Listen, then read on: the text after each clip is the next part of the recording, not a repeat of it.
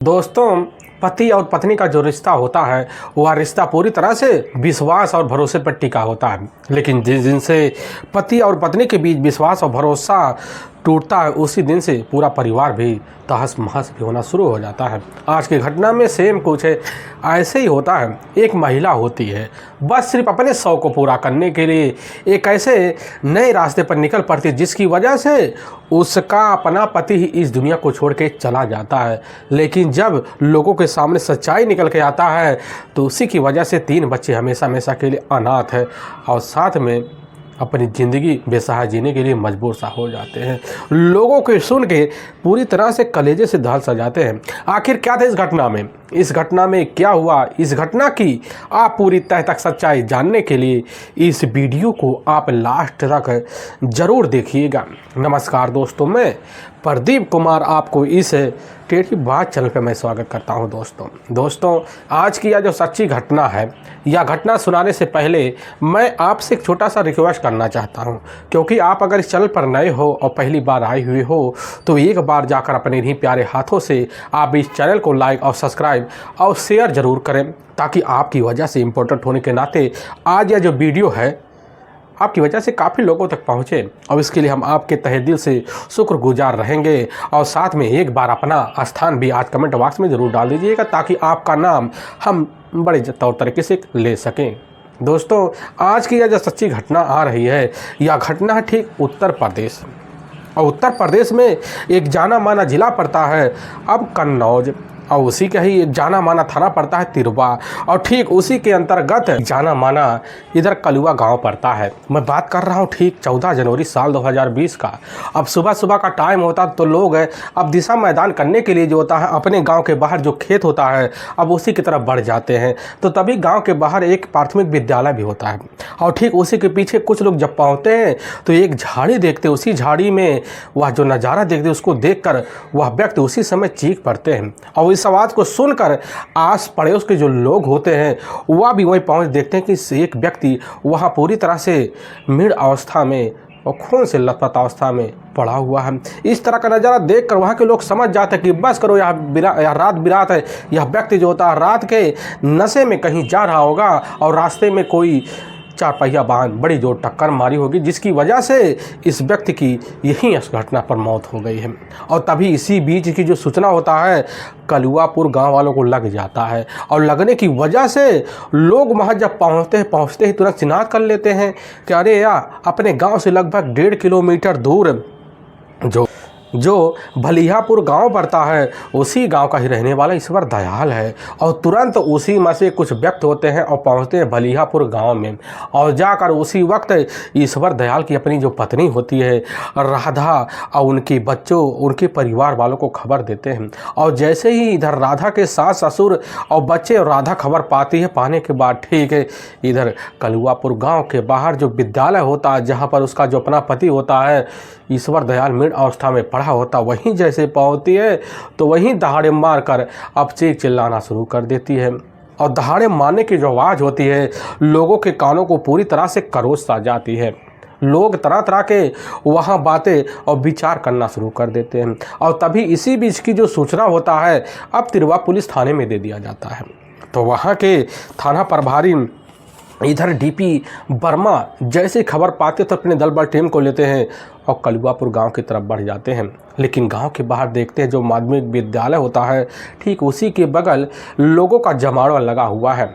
और डीपी वर्मा साहब जो होते हैं अपने हिसाब से घटना पर जब पहुँचते हैं पहली नज़र में देख लेते हैं कि बस करो ईश्वर दयाल की जो मौत है वह रोड एक्सीडेंट की वजह से हुई है। पुलिस की टीम अपने हिसाब से घटना का निरीक्षण करती है। निरीक्षण करते ही पता चलता है गले में कोई एक पीला गमछा पड़ा हुआ है। पुलिस की टीम वहीं देखकर स्तंभ सा रह जाती है, सोचने लग जाते हैं कि आखिर किसी व्यक्ति का अगर रास्ते में बेहतर तरीके से एक्सीडेंट होता तो गले में इस तरह का गमछा तो नहीं पड़ा रह सकता है। पुलिस की टीम वहाँ पर खड़ी, अब इधर जो होती है उसकी अपनी पत्नी राधा होती है। पुलिस की टीम राधा को सांत्वना देती है, भरोसा दिलाती है, तो तरीके से दिलासा दिलाती है, कहने लग जाती है कि आखिर तुम्हारे पति में के गले में जो गमछा पड़ा हुआ है गमछा किसका है। और राधा जैसे ही देखने के बाद कहने लग जाती है कि साहब यह गमछा तो हमारे अपने पति का है ही नहीं। पुलिस की टीम बड़े स्तंभ रह जाती है कि बस करो, ईश्वर दयाल की जो मौत है यह एक रोड एक्सीडेंट की वजह से नहीं हुई है, बल्कि उसकी जो मौत है वह सिर्फ हत्या है और कुछ नहीं है। पुलिस की टीम की बात सुनकर वहाँ पर काफ़ी बड़े बड़े सिपाही कर्मी होते हैं, वह भी सभी जिज्ञासा लगाते हैं और पुलिस की जो टीम होती है अब इसको एक्सीडेंटल का रूप नहीं देती है, बल्कि तुरंत हत्या के रूप से तहकीकात करना शुरू कर देती है। अपने हिसाब से अब घटना का निरीक्षण करना जब शुरू कर देती है तो पास कोई ऐसा सबूत नहीं मिलता जो जोर जबरदस्ती का दिखाई दे। पुलिस की टीम अपने हिसाब से वहाँ पर खड़े जितने भी लोग होते हैं उनसे पूछताछ कर लेती है और करने के बाद वहीं पर ईश्वर दयाल की बॉडी का पंचनामा भरती है और अपने ही नज़दीकी जो सरकारी अस्पताल होता है उसमें पोस्टमार्टम के लिए भेजवा देती है। अब इधर ईश्वर दयाल की अपनी माँ होती है अब लक्ष्मी देवी मौके पर थाने जब पहुंचती है, पहुंचने के बाद दूसरे दिन जो होता है उधर थाने में अज्ञात हत्या के विरुद्ध धारा 302 और 201 के तहत पुलिस की जो टीम होती है ईश्वर दयाल की हत्या का मुकदमा दर्ज कर लेती है। और इस केस को सुलझाने के लिए वहां के थाना प्रभारी DP वर्मा जो होते तुरंत एक्शन में जाते हैं और एक टीम गठित करते हैं और गठित करने के बाद यह जानना चाहते थे कि आखिर जो होता है ईश्वर दयाल का किसी के साथ क्या दुश्मनी हो सकती है। इसलिए पुलिस की टीम सबसे पहले इस केस को सुलझाने के लिए मुखबिर को लगा देती है और ईश्वर दयाल के गाँव में पहुँच जाती है। अब भलियापुर में वहाँ काफ़ी लोगों से पूछताछ किया जाता है और जब पूछताछ किया जाता है तो पता चलता कि जो होता है इधर ईश्वर दयाल जो होता है एक बहुत ही मेहनताना वाला आदमी है, बड़ा ही साधारण स्वभाव का है। इसका किसी के साथ कोई दुश्मनी नहीं हो सकती है, बल्कि लोगों के शादी विवाह और कोई भी मजबूरी में जाकर बड़ी जल्दी अब खड़ा हो जाया करता था। अब इधर थाना प्रभारी DP वर्मा जब इस तरह की बात सुनने के बाद बड़े हैरान रह जाते हैं कि आखिर जो होता है इतना साधा व्यक्ति का जब इस गांव में किसी से रंजिश नहीं है तो आखिर उसके इस तरह की जान के पीछे कौन पड़ सकता है। इसलिए पुलिस की जो टीम होती है सबसे पहले अब एक काम करना शुरू कर देती है। ईश्वर दयाल के मोबाइल नंबर का घटना स्थल पर मौजूद मोबाइल का लास्ट लोकेशन निकालती है, लेकिन मोबाइल का सीरियल डिटेल भी निकाला जाता है और घटना स्थल पर जितने मौके पर मोबाइल एक्टिवेट होते हैं घटना के वक्त उनके मोबाइल का लास्ट लोकेशन निकाला जाता है। और जब निकाला जाता पता चलता है कि ईश्वर दयाल के मोबाइल के इर्द गिर्द लगभग 3 मोबाइल मौके पर नंबर एक्टिवेट होते हैं और पुलिस का जो शंका होता है उन्हीं तीनों मोबाइल नंबरों के एक्टिवेट के बारे में चल पड़ता है। तो पता चलता है एक मोबाइल नंबर जो होता है इधर ईश्वर दयाल के मोबाइल नंबर में मौके पर नंबर सेव होता है और पुलिस की टीम जो होती है उस नंबर के बारे में जानकारी तो पता चलता है कि ईश्वर दयाल का ही अपना एक करीबी दोस्त होता है। अब छोटे लाल जो होता है ईश्वर दयाल के घर मौजूदगी में ईश्वर दयाल के घर काफ़ी आना जाना होता है। उसकी अपनी जो पत्नी होती राधा देखने में काफ़ी सांवलेपन में थी, लेकिन आंखों और साथ में बोलने चालने में एक नंबर थी, जिसकी वजह से पुलिस अब जानना चाहती है कि आखिर ईश्वर दयाल की जो पत्नी होती राधा और छोटे लाल के बीच यह कौन सा मामला खिचड़ के तहत पका हुआ है। इसलिए पुलिस की टीम गाँव में जाती लोगों से पूछताछ करती है और लोगों के द्वारा सच्चाई जब चौंका जाती है पुलिस की टीम वहीं सनक रह जाती है। पता चलता है कि इधर राधा और छोटे लाल के बीच जो होता है प्रेम संबंध है। इसकी जानकारी इधर ईश्वर दयाल को था, जिसकी वजह से आए दिन घर में झगड़ा तकरार चलते थे और पुलिस की जो टीम होती है बिना टाइम गंवाए सबसे पहले और 24 फरवरी को एक टीम लेती है और लेने के बाद छोटे लाल को जाकर उसके ही घर से उसकी कस्टडी में लिया जाता है और लेकर जब थाने पेश किया जाता है छोटे लाल को ऐसा साथ मुजरिम था नहीं जो अपने ही जिगरी दोस्त ईश्वर दयाल की हत्या का जुल्म ना कबूल कर सकते और चंद मिनट के अंदर जो होता है ईश्वर दयाल की हत्या का जुल्म में अपने ही हाथों से और साथ में इधर राधा और राधा की माँ होती है गीता और साथ में अपने ही 2 करीबी दोस्त गिरजा शंकर और सुधर सिंह का नाम लेकर कबूल कर लेता है और पुलिस की जो टीम होती है बिना टाइम गंवाए सबसे पहले अब राधा और राधा की अपनी जो सगी माँ होती है गीता और इधर छोटे लाल की तो अपने करीबी दोस्त होते गिरजा शंकर और सुधर सिंह को पुलिस की जो टीम होती है उसी वक्त कस्टडी में लेती है। लेकिन जब पांचों को थाने में बैठाया जाता पूछताछ किया जाता बिना किसी हवाले के पुलिस के सामने इधर ईश्वर दयाल की हत्या का जुर्म कबूल कर लेते हैं। असल में उत्तर प्रदेश का ही जाना माना एक कन्नौज जिला पड़ता है, उसी के अंतर्गत एक ताला ग्राम जाना माना थाना पड़ता है और ठीक उसी के अंतर्गत एक अमलौर गाँव पड़ता है। उसी गांव का ही रहने वाले होते हैं श्री कृष्ण कन्नौज। उनकी अपनी पत्नी भी होती है इधर गीता के टोटल 3 बेटियां होती हैं, जिसमें बड़ी बेटी होती है पुष्पा और उसमें दूसरे नंबर की बेटी होती है सुषमा और सबसे छोटी बेटी होती है अब इधर राधा। लेकिन इधर श्री कृष्ण कन्नौज जो होते हैं अपने इलाके में रहकर मेहनत मजदूरी करते हैं। उसी की वजह से उनके तीनों बच्चियों का जो पढ़ाई होता है कैसे न तैसे अपने हिसाब से पूरा तो करती हैं, लेकिन जैसे ही अब तीनों बच्चियां अपना पढ़ाई छोड़ती हैं तो उसी वक्त श्री कृष्ण कन्नौज जो होते हैं अपनी दोनों बेटी जिसमें पुष्मा और सुषमा दोनों की तौर तरीके से अपने हिसाब से शादी करवा देते हैं। दोनों अपने ससुराल चले जाते हैं और घर में सिर्फ एक बेटी बचती है, वह उनकी अपनी लाडली बन जाती राधा, और देखने में काफ़ी खूबसूरत भी होती है और चंचल भी होती है। नैन बख्श की खूबसूरत होने की वजह से अब उसका जो होता है काफ़ी लड़कों के सामने मंडराना बराबर बना रहता है। लेकिन इधर राधा को समझ में आ जाता कि हमारे अंदर भले ही खूबसूरती कम है, लेकिन हमारे अंदर जो खामियत है उस खामियत को देखकर हमारे इर्द गिर्द काफ़ी लड़कों का मंडराना है। इसकी वजह से अब राधा के अंदर और जिज्ञासा जाग जाती है कि हमें लड़के के दिलों पर बड़ी जल्दी राज करने के लिए कोई ना कोई तरीका तो खोजना पड़ेगा। लेकिन राधा की इर्द गिर्द मंडराने लड़कों की कभी लाइन की कमी नहीं रहती, जिसकी वजह से राधा चाहती तो, लेकिन वह चाह कर भी उनको भाव देने के लिए कतई उनके आगे ना आती। लेकिन इधर इसी बीच की जो खबर होता है जाकर अब श्री कृष्ण कन्नौज को लग जाता है कि हमारी बेटी पूरी तरह से अब शादी की दलील पर पहुंच चुकी है। अब इस तरह का आभास होने की वजह से उसी वक्त अपनी पत्नी गीता को अपने पास बुलाते हैं, दोनों राय मशवरा लेते हैं, फिर समझौता करते हैं और फिर अपनी बेटी अब राधा के लिए अब लड़की की तलाशी करना शुरू कर देते हैं। काफ़ी मेहनत करते हैं। तभी घटना से मात्र 8 साल पहले जो होता है इधर जाकर बड़ी जल्दी खबर अब भलियापुर गाँव का ही रहने वाला मौके पर ईश्वर दयाल के बारे में लग जाता है। ईश्वर दयाल के ही अपने पिता होते हैं अब बच्चन लाल।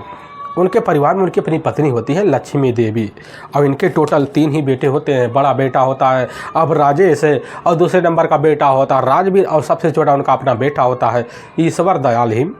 लेकिन इधर बच्चन लाल जो होते हैं एक परेशानी से जूझते हैं, जिसकी वजह से वह दुनिया छोड़ के चले जाते हैं। उनकी अपनी पत्नी होती है लक्ष्मी देवी, तीनों बच्चों की जिम्मेदारी उठाती है और कैसे न तैसे कर तीनों बच्चों को शादी की दलील पर लाकर छोड़ देती है। लेकिन इसी बीच जो होता है राजेश और राजवीर की तरीके से शादी भी हो जाता है और राजवीर और इधर राजेश दोनों अपनी पत्नी को लेते फिर गाँव में जाते हैं, अलग अलग मकान में रहना शुरू कर देते हैं। और इधर ईश्वर दयाल जो होता है अपनी माँ अब लक्ष्मी देवी के साथ जो होता है अपने ही घर गृहस्थी में और खेती बाड़ी में लग पड़ जाता है। लेकिन इसी बीच की जो खबर होता है जैसे ही जाकर श्री कृष्ण कन्नौज को लगने के बाद लक्ष्मी देवी से बात करते हैं और इधर ईश्वर दयाल और राधा का दोनों का तौर तरीके से देखा रेखा होता है और दोनों एक दूसरे को देखकर पसंद कर लेते हैं। तभी घटना से मात्र 8 साल पहले जो होता है अब राधा अपने ससुराल जब आती है, आने के बाद पहली रात जैसे ईश्वर दयाल के इधर हाव भाव को देखने के बाद जो होता है उसके मन में एक लालसा जाग जाता है। वह सोच बैठती है कि हमारा अपना पति जो होता है खूबसूरत तो हमसे है ही और साथ में हमारी जो शौक़ है वह तौर तरीके से यहाँ पूरा भी करेगा।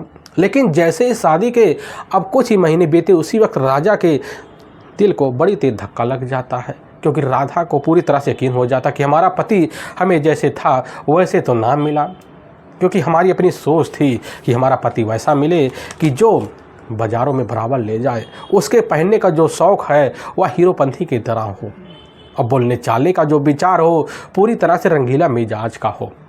लेकिन इधर जो होता है जब राधा को पता चलता है कि इन तीनों के इसमें हमारे पति ईश्वर दयाल के अंदर कोई जिज्ञासा भी नहीं है।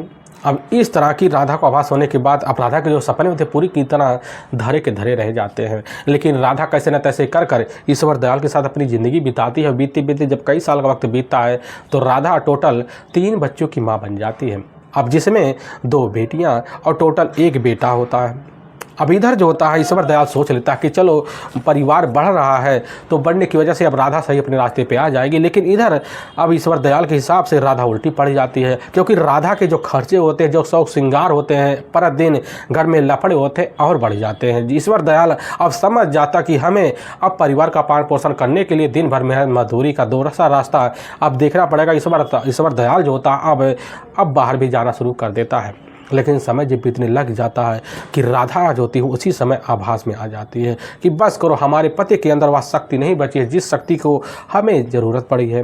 अब इसी बात को लेकर राधा अपने पति ईश्वर दयाल से आए दिन अब घर में मनमुटाव रखना शुरू कर देती है। इसी बीच गांव का ही रहने वाला छोटे लाल होता है, उसके परिवार में उसकी अपनी पत्नी भी होती है सरिता, उसके भी टोटल 2 बच्चे भी होते हैं, उसके अपने माता पिता भी होते हैं। लेकिन इधर जो होता है एक नंबर पियक्कड़ होने की वजह से छोटे लाल की दोस्ती बड़ी जल्दी जाकर ईश्वर दयाल से हो जाता है, क्योंकि गांव के बाहर जो होता है महफिल जमने के बाद दोनों एक दूसरे से बात करते और अपनी मन की बात शेयर भी करना शुरू कर देते हैं। लेकिन छोटे लाल जो होता है ईश्वर दयाल से हिस्से में काफ़ी ज़्यादा कमाई कर लेता था, जिसकी वजह से उसका खर्च करने की जो रिकॉर्ड होता है इधर ये छोटे लाल अपने हिसाब से ईश्वर दयाल के ऊपर करना शुरू कर देता है। दोनों एक दूसरे के सामने अपने दुख और सारे इस गिले शिकवे दूर करना शुरू कर देते हैं। लेकिन इसी बीच जो होता है एक दिन शाम का टाइम होता है तो छोटे लाल ईश्वर दयाल से कह देता है कि यार मीट तो हमारा अच्छा मन कर रहा है आज खाने का, तो तरीके वाला, क्योंकि हमारे पास पैक भी काफ़ी पड़े हैं। और तभी ईश्वर दयाल कह देता है कि हमारे घर चलो, अपनी भाभी के अगर हाथ का आज खा लोगे ना वही तो समझ लो तुम्हारी पूरी देह तर जाएगी। यह बात सुनकर वहीं पर छोटे लाल के चेहरे में मुस्कुराहट आ जाती है और उधर ईश्वर दयाल को साथ लेता है। ईश्वर दयाल के घर पहुंचता है और वहीं पर पकवान बनाने के लिए उधर साइड में खड़ी राधा को दे देता है और भाभी कहकर वहीं पर रिश्ता बनाता है। लेकिन जैसे ही दोनों की महफिलें जमती हैं, दोनों आपस में बैठकर पैक पे पैक लगाना शुरू कर देते, लेकिन राधा जैसे सामने आती है तो इधर छोटे लाल देखकर वही मोहित सा हो जाता है।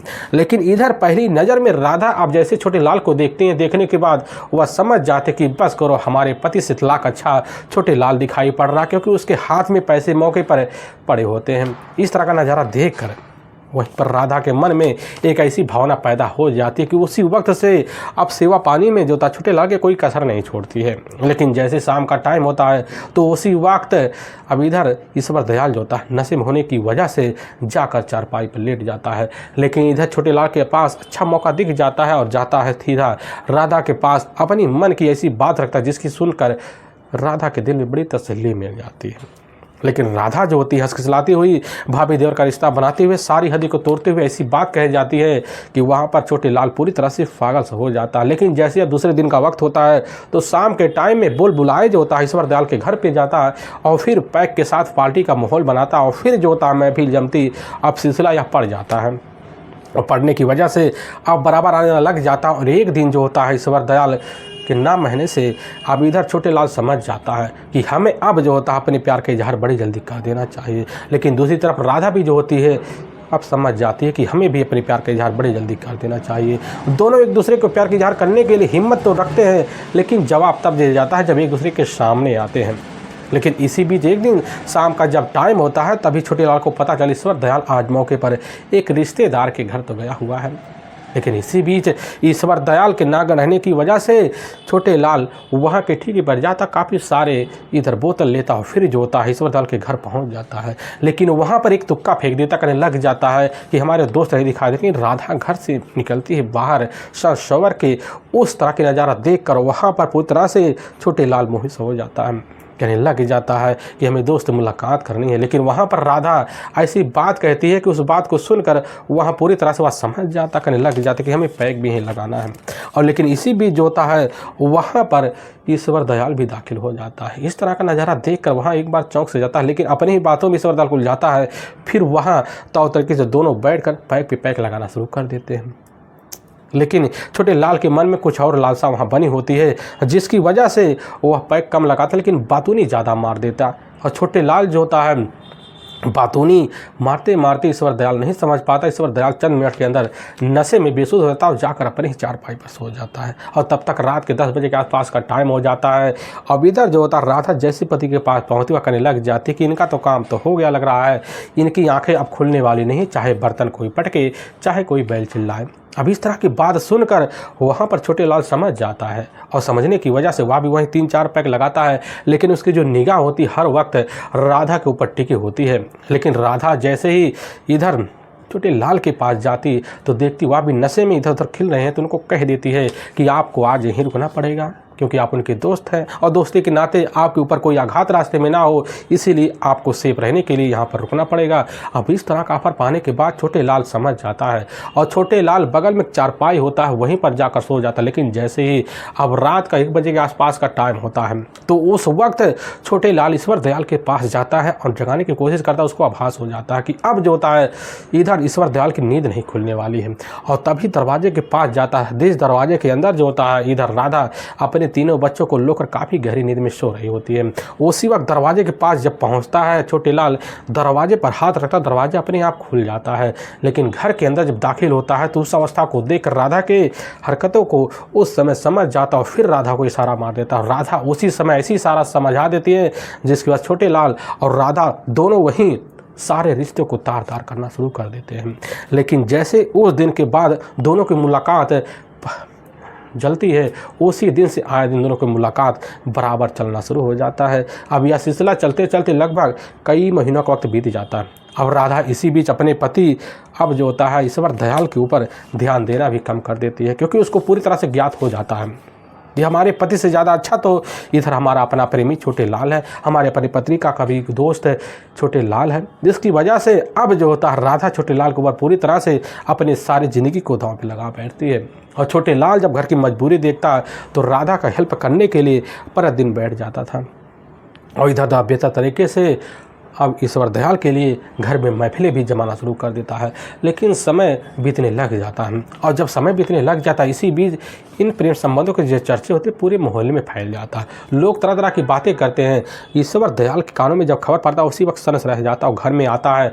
आने के बाद अपनी पत्नी का मोबाइल देखता है तो उसमें व्हाट्सएप ग्रुप होते हैं, उसमें काफ़ी सारे इधर तरह तरह के फ़ोटो जो होते हैं उसके अपने करीबी दोस्त छोटेलाल और उसकी पत्नी के पड़े होते हैं। इस तरह की आंखों भरी नज़ारा देख कर वहीं पूरे दंग से रह जाता है। और इसके बारे में पूछताछ करने के लिए राधा के पास जब पहुंचता है ईश्वर दयाल तो पूछताछ करते हुए उसे यकीन हो जाता है उसी बात को लेकर अब जो होता अपनी पत्नी का बेहतर तरीके से और पिटाई कर देता है और अपने ही घर में अपने करीबी दोस्त छोटेलाल का पूरी तरह से आना जाना पाबंदियों में तब्दील कर देता है। लेकिन उस दिन से होता है पूरी तरह से इधर राधा और छोटेलाल दोनों एक दूसरे से मिलने के लिए बेकरार उठते हैं। अब राधा फ़ोन के माध्यम से छोटेलाल से संपर्क करती, लेकिन मुलाकात करने में राधा को बड़ी दिक्कतों का सामना करना पड़ जाता है और राधा इसी बात को लेकर आए दिन जो होता है घर में झगड़े तड़ा करना शुरू कर देती है और झगड़े तड़ा के कारण जो होता है राधा का कभी कभी पिटाई का सामना भी करना पड़ जाता और तभी राधा इधर छोटेलाल के पास एक रात पहुंचती है, कहने लग जाती है कि छोटेलाल हमें लग रहा है कि तुम्हारे बगैर हमारी ज़िंदगी अधूरी है, इसके लिए हमें अपनी जीवन भरी जो घटना हो रहे हैं उससे छुटकारा दिलाने के लिए तुम्हें कुछ करना पड़ेगा। और छोटेलाल राधा की ये बात सुनता है, प्यार में अंधा होने की वजह से छोटेलाल बात समझ जाता और फिर राधा और छोटेलाल ईश्वर दयाल को हमेशा हमेशा के अपने रास्ते से ठिकाने लगाने का बड़ा ही खतरनाक फैसला ले लेते हैं। और इधर राधा अपनी माँ गीता के पास पहुँच जाती है और गीता से कहने लग जाते कि माँ ईश्वर दयाल से तो अच्छा पति छोटेलाल है। काफ़ी तरह की बातें कर जिसकी वजह से गीता जो होती है इधर अपनी बेटी की चिड़ी चिड़ी बातों में बड़ी जल्दी आ जाती है और फिर गीता जो होती है अपनी बेटी की इस घटनाक्रम में शामिल हो जाती है। और दूसरी तरफ जो होता है इधर छोटेलाल जो होता है इधर भोल पुलैयापुर का ही रहने वाला अब सोहर सिंह के पास जाता है। जाने के बाद उसको अपने ही घटना के बारे में एक जानकारी दे बैठता है और प्लान जब बताता है तो तुरंत ही सोहर सिंह शामिल हो जाता है। और होने के बाद सोहर सिंह का एक अपना करीबी दोस्त होता है इधर गिरजा शंकर, जो ठीक मौके पर छिवा मऊ जो तहसील पड़ता है उसी तहसील में एक चपरासी के यहाँ ड्राइवरी का काम करने का उसका रोज़ का अपना पेशा होता है। लेकिन इसी बीच जैसे ही अब जाकर सोहर सिंह मुलाकात होता है गिरजा शंकर उसकी बातों में आ जाता है और गिरजा शंकर सोहर सिंह जो होते छोटे मुलाकात करते फिर अब प्लान में शामिल होते तो मौके का इंतजार भी करना शुरू कर देते हैं। लेकिन जैसे ही 19 जनवरी साल 2020 का वक्त होता है, शाम का टाइम होता है, उसे गिरजा शंकर जो होता है इधर छिवामऊ तहसील में जाता है और वहाँ के जो वकील होते हैं उन्हीं का ही एक कार लेता है और ड्राइवर के नाते कार जब मिलता है लेने के बाद ठीक जो होता है सोहर सिंह के पास पहुँचता, सोहर सिंह को कार में बैठाता है और फिर छोटेलाल को साथ लेता है और फिर निकल पड़ने के बाद वहाँ से फ़ोन कर देता है छोटेलाल को और छोटेलाल ऑफर जब पाता है पार्टी का तो उसी वक्त घर से निकल जाता है और फिर जो होता है कार में जाकर अब बैठ जाता है। चारों के चारों मिलकर ऐसी बातें करते उसी बातों में तीनों मिलकर एक साथ जो होता है छोटेलाल को वहाँ शराब की पैक से नशे में बेसुध कर देते हैं और मौका देखते फिर वहीं रास्ते में ही गला दबाकर बेहतर तरीके से हत्या कर देते हैं। लेकिन दोनों को तीनों वहाँ मिलकर सोच लेते हैं कि आखिर यह पुलिस को कभी हत्या ना लगे, सीधा का सीधा यह जो केस है आज हत्या लगे। इसीलिए अब कलुआपुर जैसे पहुंचते हैं तो उसी के साइड में एक माध्यमिक विद्यालय होता, वहीं सड़क होता, उसी पे ले जाकर छोटेलाल के बॉडी को डंप कर देते हैं। फिर उसी के ऊपर अपनी कार 3-4 बार फेरते हैं ताकि पूरी तरह से पुलिस को यकीन लगे कि बस करो, यह पूरी तरह से रोड एक्सीडेंट है। और वहाँ से सारे काम धाम करने के बाद इसकी जो सूचना होता है राधा के भेजवा, और राधा खबर पाती है कि उससे कोई ठिकाना नहीं रखती है। लेकिन वाकई में दोस्तों पुलिस के सामने यह सच्चाई ठीक एक हफ्ते के अंदर जब आता, पुलिस की टीम पूरी दंग रह जाती है। अब इधर राधा के तहरीर पर गीता और साथ में उसकी प्रेमी छोटे लाल और छोटे लाल के करीबी दोस्त गिरजा शंकर और सुघर सिंह को पुलिस की टीम कस्टडी में ले जाती है। पांचों को वहां के कोर्ट में पेश कर देती है और पांचों के ऊपर काफ़ी गंभीर धर्म मुकदमा दर्ज करके ले जाकर हमेशा के लिए जेल सलाखों के पीछे डाल देती है। दोस्तों, हम इस घटना का सुनाने का जो उद्देश्य है किसी के दिल को ठेस पहुँचाना नहीं है, बल्कि आपको यह बताना कि आप जहाँ भी रहें आप सावधान और सतर्क जरूर रहें। दोस्तों, फिर मिलेंगे एक नए वीडियो के साथ, तब तक के लिए जय हिंद और जय भारत।